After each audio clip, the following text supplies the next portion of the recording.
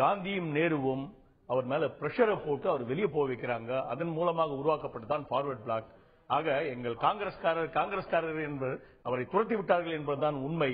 அவரை விட மேக்னெட்டிக்கான லீடர், அவரை விட திறமை வாய்ந்த லீடர், அவரை விட வீரமான லீடர் அந்த காலத்தில் யாருமே இருந்ததில்லை.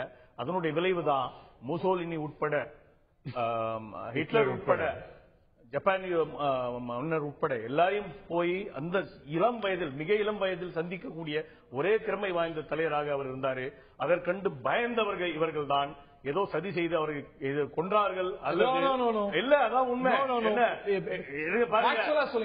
நான் சொல்றேன், அதுக்கு ஒரே ஒரு உதாரணம் சொல்றேன்.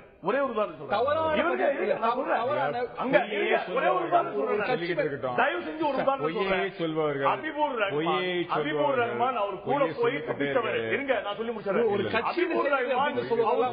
தப்பிச்சவருங்க என்ன, அவர் தான் இந்த கலசத்தை கொண்டு போறாரு.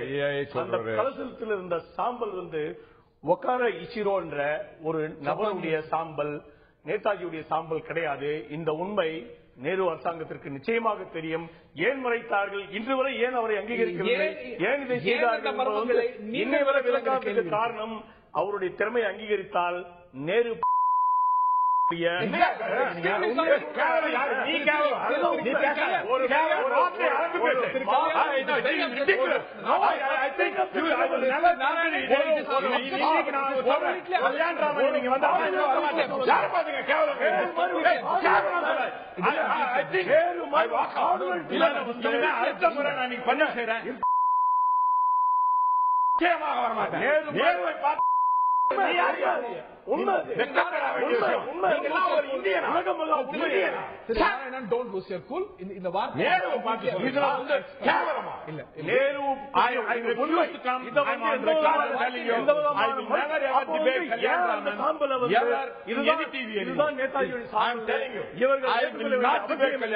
பொய் சொல்ல வேண்டிய அவசியம் என்ன?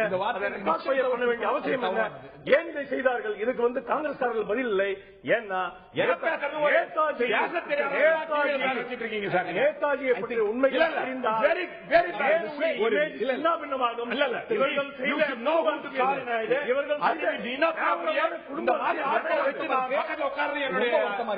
இப்படி விவாதம் போவது அப்படிங்கிறது நிச்சயம் ஆரோக்கியமானதல்ல. இது நேதாஜிக்கு நம்ம செலுத்தக்கூடிய மரியாதை அல்ல, அவமரியாதை. அப்படின்னா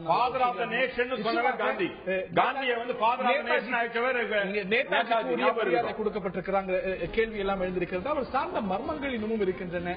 அதை பாஜக அரசாங்கமோ காங்கிரஸ் அரசாங்கமோ, அரசாங்கம் இன்னும் பார்க்கும் பொழுது இதை வெளியிட வேண்டிய விஷயமாக அதில் சில சிக்கல்கள் இருப்பதாகவும் சில நாட்டு உறவுகளை பாதிக்கக்கூடிய விஷயமாகவும் கருதுகின்றன. நிச்சயமாக நேதாஜி அரசாங்கங்கள் விருது கொடுத்தாலும் விருது கொடுக்காட்டியும், இந்த ஃபைல் கிளாசிஃபை ஆனாலும் டீகிளாசிஃபை ஆனாலும், மக்கள் நெஞ்சங்களில் இன்னமும் ஒரு உறுதியான மிகச்சிறந்த தலைவராக வாழ்ந்து கொண்டிருக்கிறார். இன்னமும் வாழ்வார்.